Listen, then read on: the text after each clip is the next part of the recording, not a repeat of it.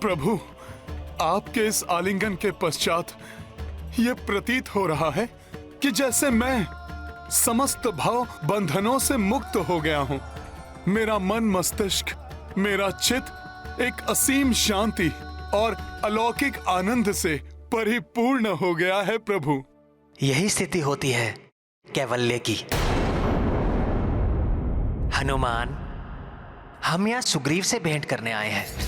प्रभु, महाबली सुग्रीव मेरे भ्राता समान हैं। मेरे परम मित्र हैं वे, और मैं उनके मंत्रियों में से एक हूं। वे वहां ऋष्यमुख पर्वत के शिखर पर वास करते हैं।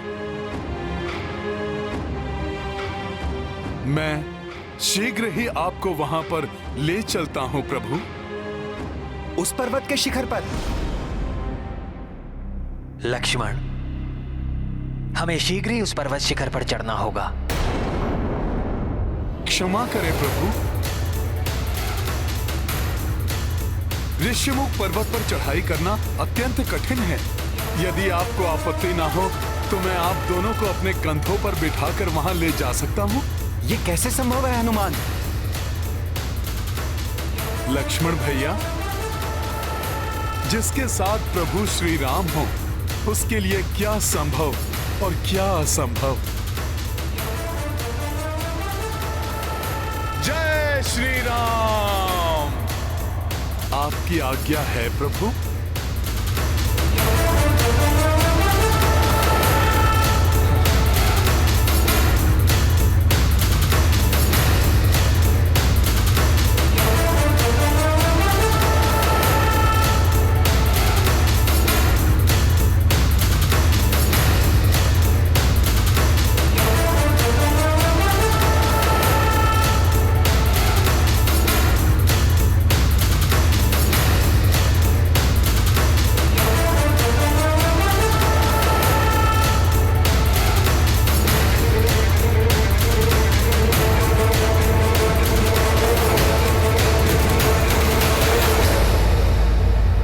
प्रभु, आइए भ्राता लक्ष्मण,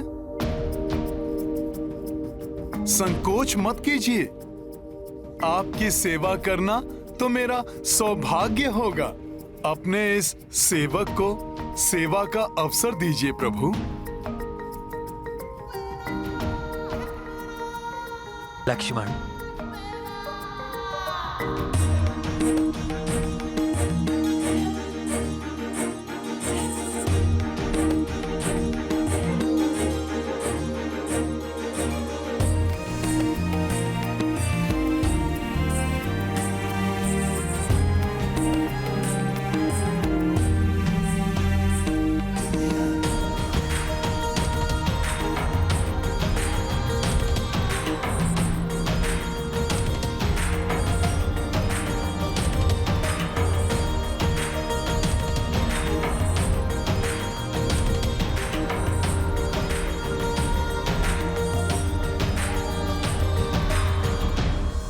जय श्री राम।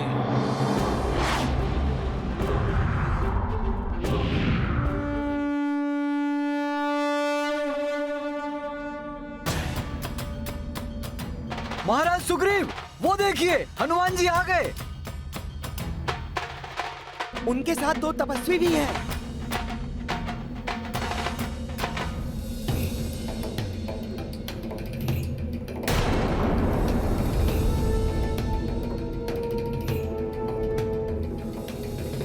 और उनके साथ दो धनुर्धारी तपस्वी भी हैं।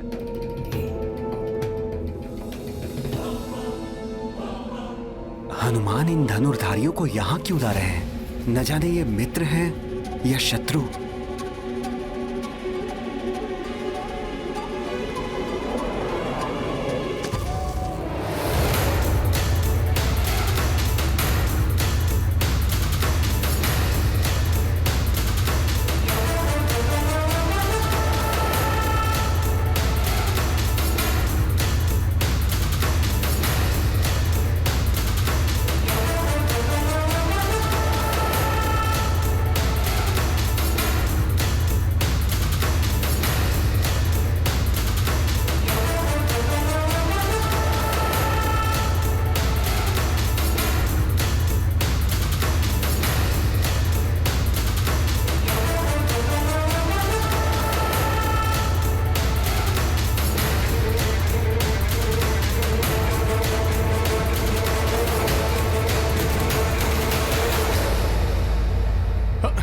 चलिए प्रभु, प्रभु आइए, आइए प्रभु।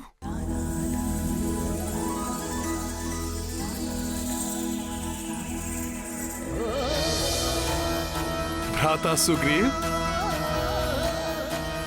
ये प्रभु श्री राम हैं और ये इनके अनुज भ्राता लक्ष्मण, कौशलाधिपति महाराज दशरथ के पुत्र हैं ये।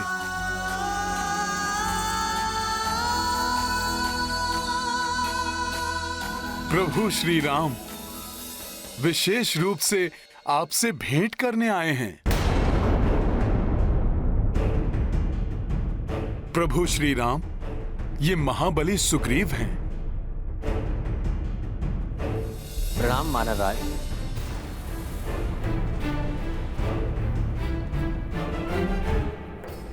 दुर्भाग्यवश इनके भ्राता वाली के कारण इन्हें अपने राजपाट का त्याग करना पड़ा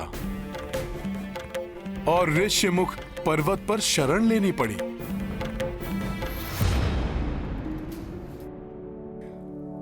और ये ऋक्षराज जामवंत जी हैं, हमारे ज्येष्ठ सदस्य और मार्गदर्शक। प्रणाम ऋक्षराज। प्रणाम अवध कुमार।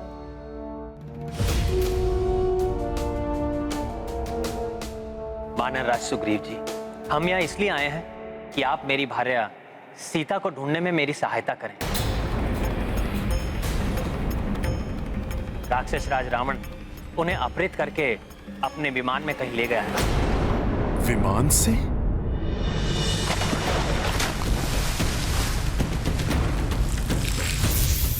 मेरी रक्षा कीजिए नाथ, प्रभु मेरी रक्षा कीजिए, रक्षा कीजिए।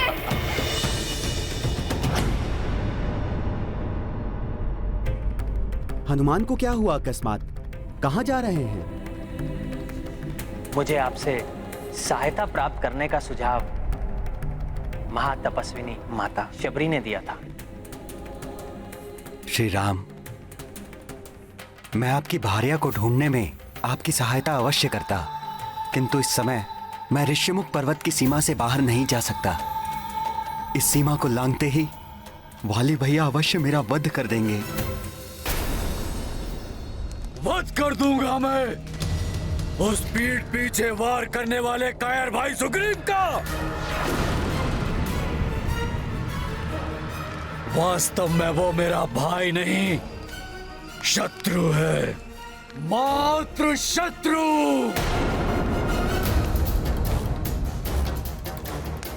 ऋषिमुख पर्वत पर छिपकर बैठा है वो धूर्त। मैं उस संपूर्ण पर्वत को जलाकर ही भस्म कर दूंगा। स्वामी, जो भी करना हो सोच विचार करके कीजिएगा। सुना है उस पर्वत पर हनुमान और सुग्रीव के साथ कुछ और योद्धा भी जुड़ गए हैं। कुछ योद्धा तो क्या, वो योद्धाओं की पूरी सेना भी ले आए तो महानतम वाली के समक्ष कोई पल भर भी नहीं टिक पाएगा। स्वामी, आपकी बल और वीरता पे मुझे कोई संदेह नहीं है, परंतु नीति हमेशा ही कहती आई, आपका शत्रु कितना शक्तिशाली है या किस प्रकार वो शक्ति संचय कर रहा है, इस पर सदा ही आपकी दृष्टि होनी चाहिए।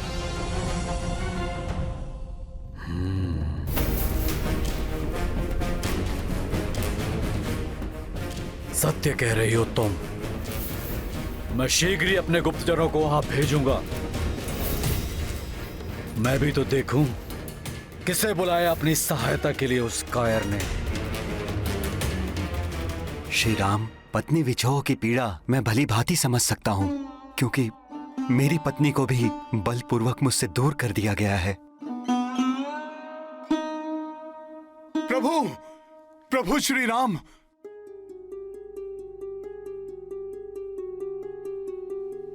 ये आभूषण देखिए। ये आभूषण कदाचित माता सीता के ही हैं।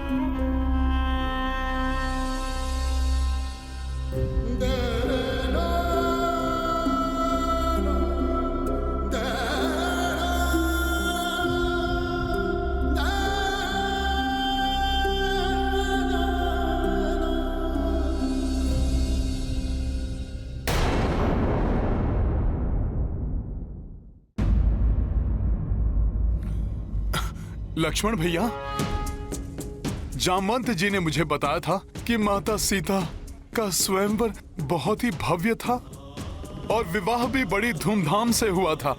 फिर ऐसा क्या हो गया कि प्रभु श्री राम माता सीता से विलग हो गए हैं?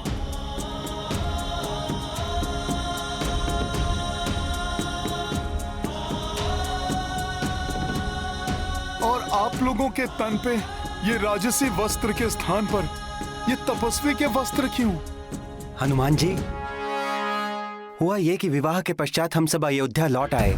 तब पिताश्री महाराज दशरथ ने युवराज पद के लिए बड़े भैया श्री राम के राज्याभिषेक की घोषणा करा दी, किंतु माता कैकेयी चाहती थी युवराज पद भ्राता भरत को मिले।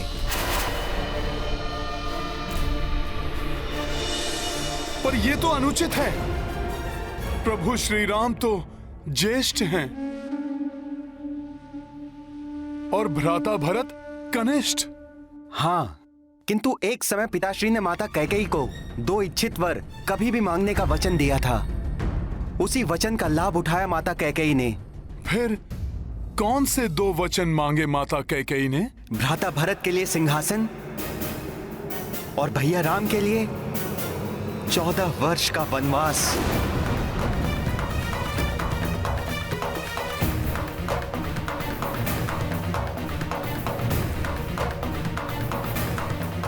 ये तो बड़ा ही कठोर वचन मांग लिए माता कैकेयी ने। हाँ, रघुकुल रीत सदा चली आई, प्राण जाए पर वचन न जाए। वचन की बेड़ियों ने विवश कर दिया था पिताश्री को। फिर क्या हुआ? फिर माता कैकेयी ने अपने कक्ष में उपस्थित होने के लिए उन्हें संदेश भिजवाया। महाराज, ऐसे में यदि मैंने राम को सब कुछ त्याग कर वनवास जाने को कह दिया तो कहीं वो क्रोधित होकर विद्रोह न कर उठे।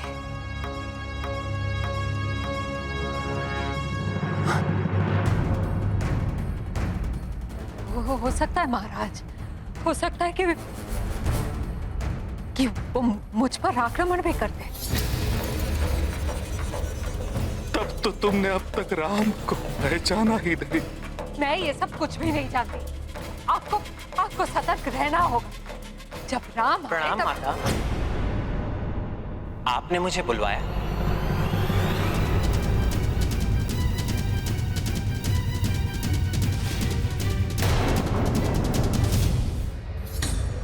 राम, मेरे पुत्र। ये क्या माता? पिताश्री को क्या हुआ?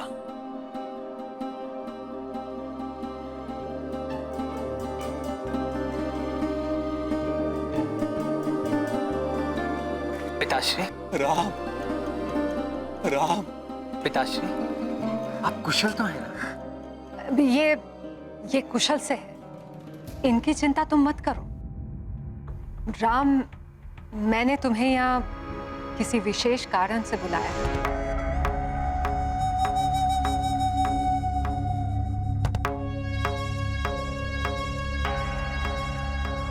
आदेश कीजिए माता, आपकी आज्ञा का पालन होगा। युवराज पद के लिए राज्याभिषेक तुम्हारा नहीं, मेरे पुत्र भरत का होगा।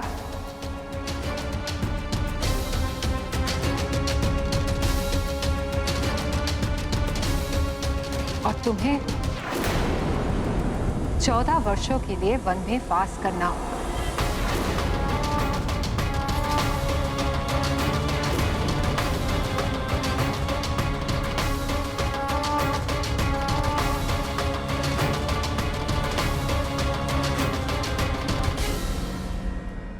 कथनी सहज है और करनी कठिन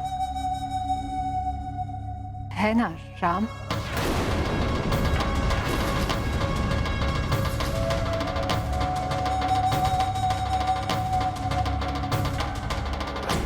आपकी आज्ञा मुझे स्वीकार है माता।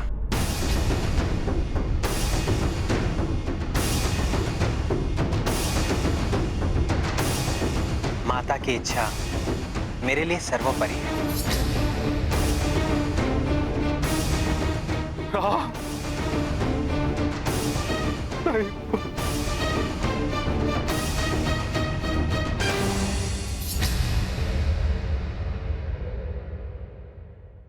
महान आत्मा है प्रभु श्री राम, जो उन्होंने माता के अन्यायपूर्ण आदेश को भी बड़ी सहजता और प्रसन्नता के साथ स्वीकार किया। हाँ, माता की इच्छा पूर्ति के लिए उसी क्षण भैया राज सुख को त्यागने के लिए तत्पर हो गए। भाभी माँ ने भी साथ जाने की ठान ली और मैं तो ठहरा बड़े भैया की परछाई। मैं इनके बिना कैसे रह सकता था।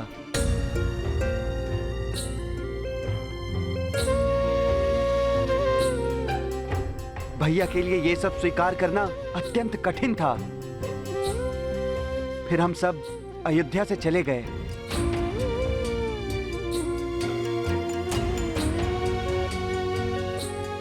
तेरह वर्षों तक हमने वनों में सुखपूर्वक जीवन व्यतीत किया, अनेकों ऋषि मुनियों का आशीर्वाद प्राप्त किया, किंतु वनवास के अंतिम वर्ष में दुर्भाग्य की काली छाया ने हमारे सुखों को लील लिया। दुर्भाग्य की काली छाया ने हमारे सुखों को लील लिया। काली छाया ने हमारे सुखों को लील लिया। मैं हूँ सूर्पनखा।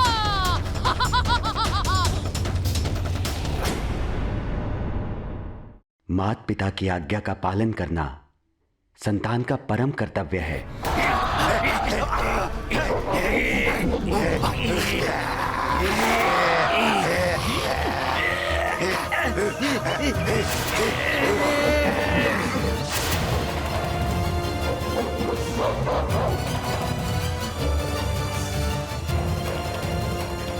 देख रहे हो, हनुमान है वहां। उसे कदापि ज्ञात नहीं होना चाहिए कि मैं मायावी वानराक्ष अपने मायावी अनुचरों के साथ इनके ऊपर दृष्टि रखे हुए हूँ। कोई ध्वनि नहीं, कोई हलचल नहीं। शांति से अनुसरण करो मेरा।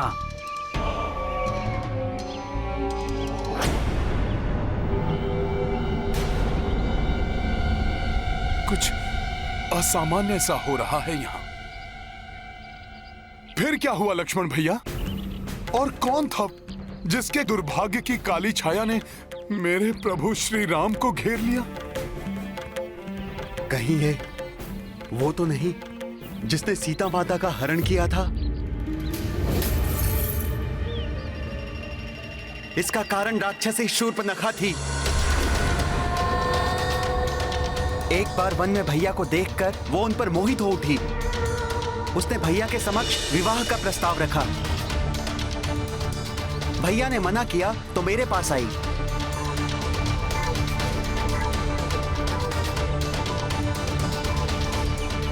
मेरे भी मना करने पर वो क्रोधित हो उठी। उसने सोचा यदि वो भाभी माँ का वध कर देगी तो भैया उनसे विवाह कर लेंगे, और उसने भाभी माँ पर आक्रमण कर दिया। उसी समय भैया के आदेश पर मैंने उसे दंड देने के लिए उसके नाक और कान दोनों काट दिए। नहीं!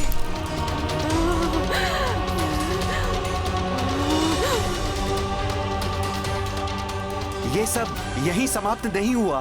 प्रतिशोध की अग्नि में जलती हुई शूर्पनखा महाराक्षसों खरदूषण और उनकी 14 सहस्त्र सेना के साथ आ गई। शूर्पनखा के अपमान का प्रतिशोध तुम्हारे वध से पूरा होगा वनवासियों।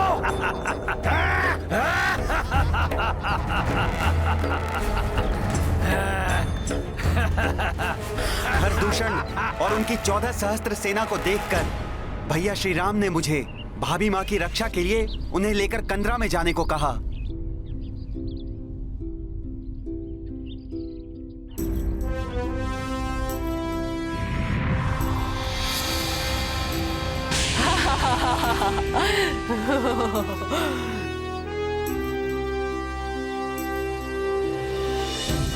और तब बड़े भैया ने अकेले ही खरदूषण और उनकी सेना का सामना किया।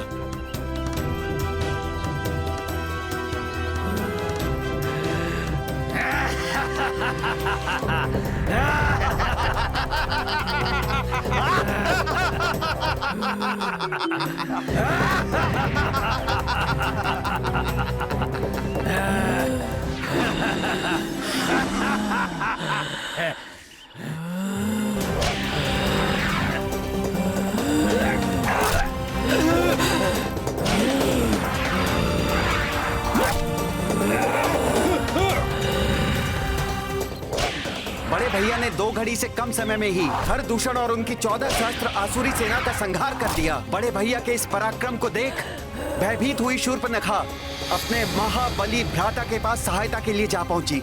और शूर्पनखा का वो भ्राता था राक्षसों का अधिपति असुरराज रावण। रावण रावण रावण। ये सब क्या हो रहा है? शूर्पनखा, ये बिखरे देश, ये दशा, लंकेश के राजसभा में इस अवस्था में आने की तुमने साहस भी कैसे किया? आपकी लाचार बहन सहायता के लिए अपने भ्राता के सम्मुख नहीं जाएगी तो फिर कहाँ जाएगी? उन 2 साधारण मानवों ने आपकी बहन की नाक और कान को भी काट दिया। और इतना ही नहीं भ्राता लंकेश, उनमें से उनके ज्येष्ठ भ्राता ने घर और दूषण को पूरी सेना सहित क्षण भर में ही हम लोग पहुंचा दिया। संभव? हाँ?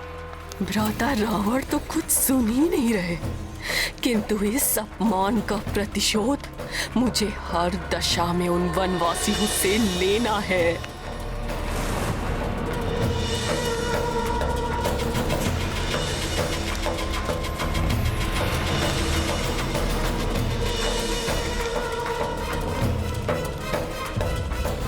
सुंदर, अति सुंदर।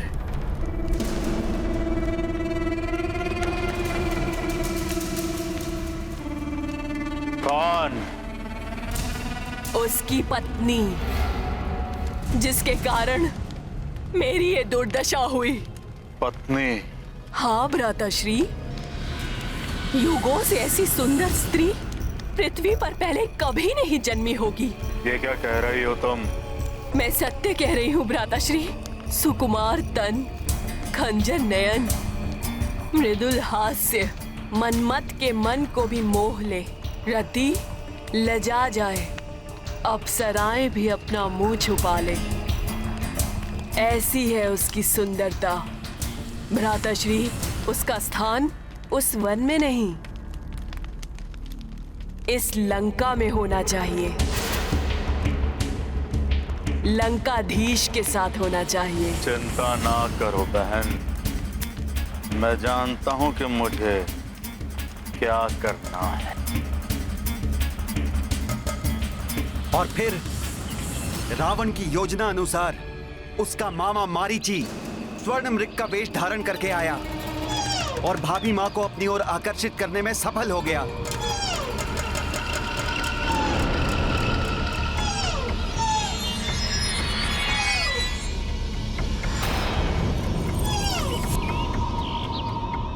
इतना सुंदर स्वर्ण मृग। उस स्वर्ण मृग ने भाभी मां को ऐसा लुभाया कि वो बड़े भैया से उसे लाने के लिए हट कर बैठी। तब भैया भाभी मां को मेरी सुरक्षा में छोड़कर मृग के पीछे घोर वन में चले गए। किंतु कुछ समय पश्चात मुझे पुकारने की ध्वनि सुनाई दी, जो भैया के स्वर जैसी ही थी। भाभी मां ने मुझे चिंतित होकर उनकी सहायता के लिए जाने को कहा, लेकिन भाभी मां को मैं असुरक्षित वन में नहीं छोड़ सकता था। इसीलिए मैंने कुटिया की चारों ओर एक दिव्य रेखा खींच दी, जिससे कि कोई भी आसुरी शक्ति उस कुटिया में प्रवेश न कर सके।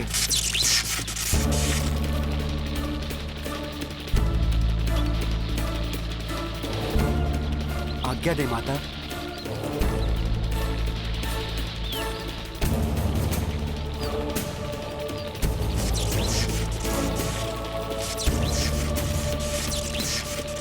और मैंने भाभी मां को रेखा लांघने से भी मना कर दिया।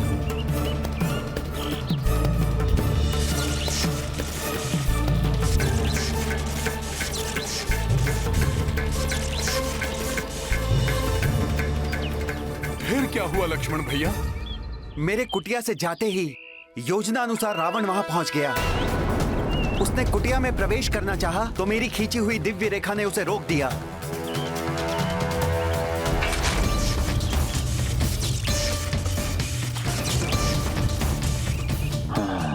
तो अदृश्य सुरक्षा रेखा से सुरक्षित किया गया है इस कुटिया को। तब उस मायावी ने भिक्षुक का वेश धारण किया।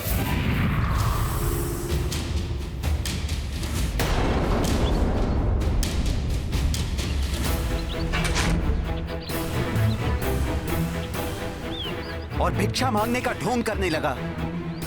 उसने छल से भाभी मां को दिव्य रेखा लांघने पर विवश कर दिया। जैसे ही भाभी मां ने रेखा लांघी,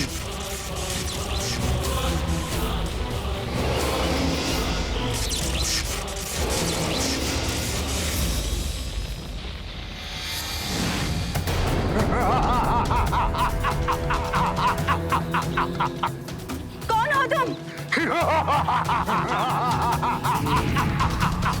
लंकेश दशानन रावण।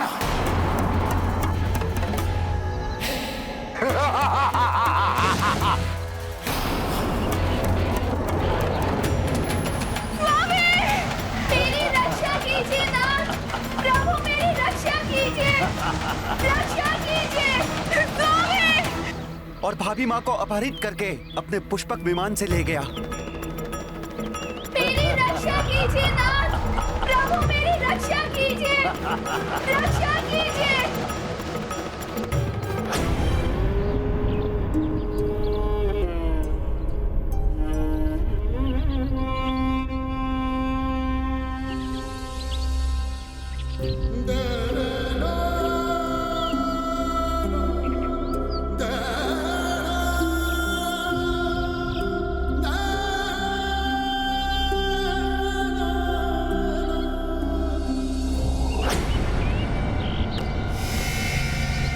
तो मेरी शंका निराधार नहीं थी।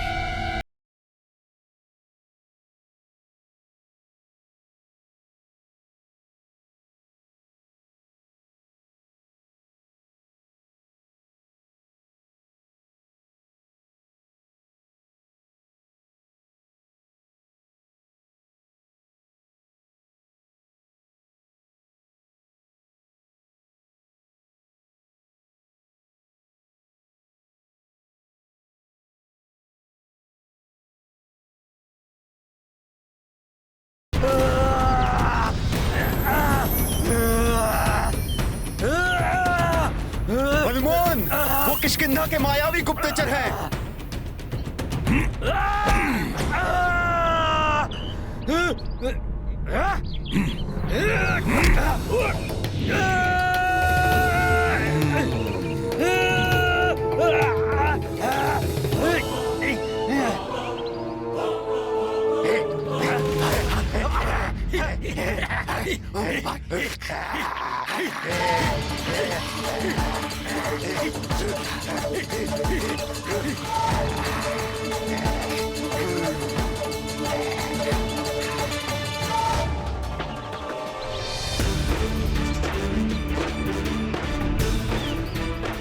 भैया राम आ गए हैं।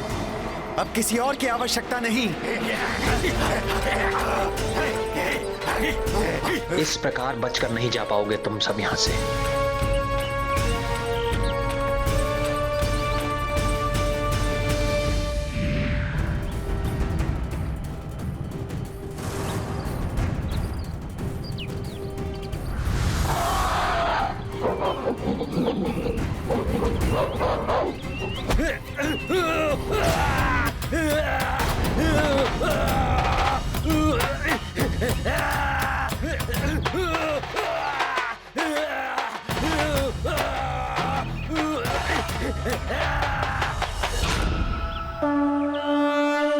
राम की लीला बजरंग भक्ति हो गई एकजुट भई एक शक्ति। दुष्टों का मिलकर संहार करते दो तारणहार।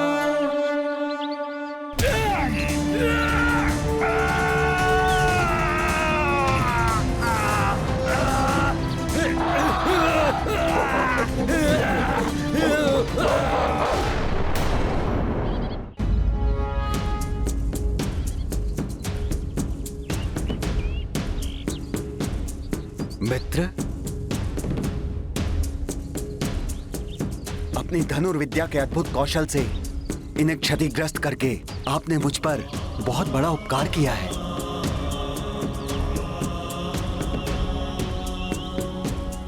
अन्यथा ये वाली भैया तक मिथ्या सूचना पहुंचाते कि मैंने उनका वध करने के लिए किसी योद्धा को नियुक्त किया है, या आपसे मित्रता कर उनको परास्त करने का उपाय कर रहा हूं। मित्रता? हाँ भ्राता सुग्रीव, ये तो अति उत्तम विचार है। क्षमा कीजिएगा, छोटा मुंह और बड़ी बात कहने का साहस कर रहा हूं। अपने राजपाट और जीवन संगिनी के सानिध्य से वंचित आप दोनों एक ही पीड़ा से ग्रस्त हैं। यदि आप दोनों में मित्रता हो जाए तो आप दोनों एक दूसरे की सहायता कर सकते हैं। एक दूसरे की सहायता? सावधान मित्र हनुमान, यदि यह सूचना वाली भैया तक पहुंच गई फिर तो संभवतः वो मेरे अंत का प्रबंध कर देंगे। शाल के विशालकाय वृक्षों को मुग्धर बनाकर अपना व्यायाम करने वाले, अपने मुष्टि के प्रहार से पर्वतों को धूल में परिवर्तित करने वाले, दुंदुभी जैसे राक्षस का वध करके उसे कई योजन दूर फेंकने की शक्ति रखने वाले,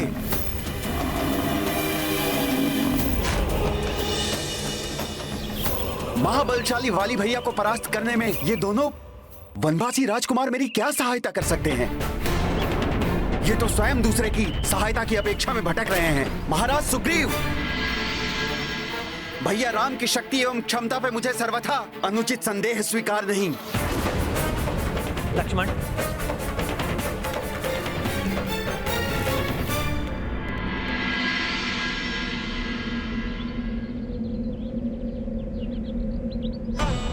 क्षमा करें आर्य। भ्राता सुग्रीव आप दोनों के बल और पराक्रम से पूर्णतः परिचित नहीं हैं। इसीलिए वो प्रभु के सामर्थ्य पर विश्वास करने में असमर्थ हैं।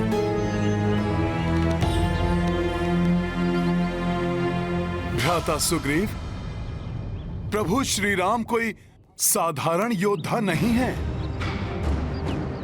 अपने एक ही बाण से रावण के संबंधी खरदूषण और उनकी सेना के 14 सहस्त्र असुरों का संहार करने वाले प्रभु श्री राम अवश्य वाली भैया को परास्त कर आपको किष्किंधा के सिंहासन पर आसीन करेंगे।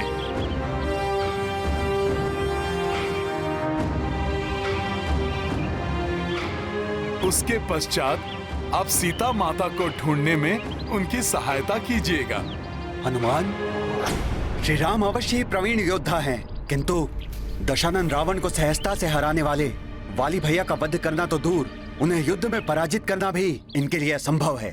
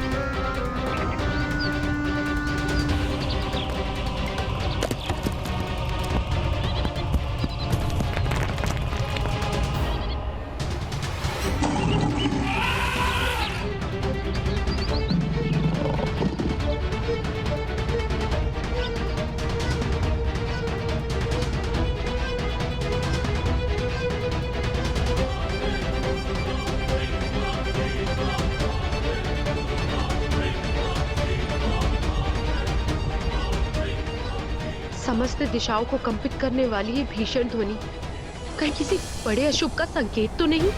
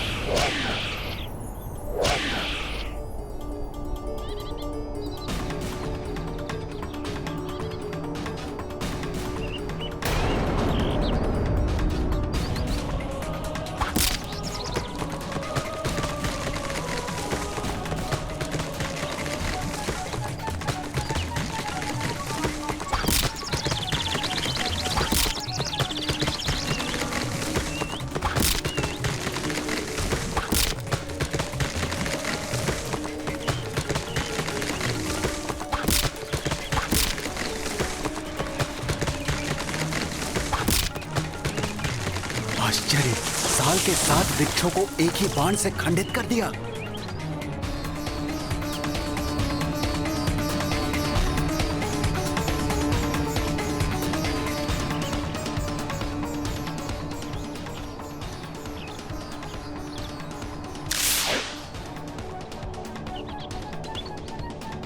उसी एक बाण से दुंदुभी के विशाल काय अस्थि पंजर को अनेकों योजन दूर फेंक उस पर्वत को कण कण में खंडित कर दिया।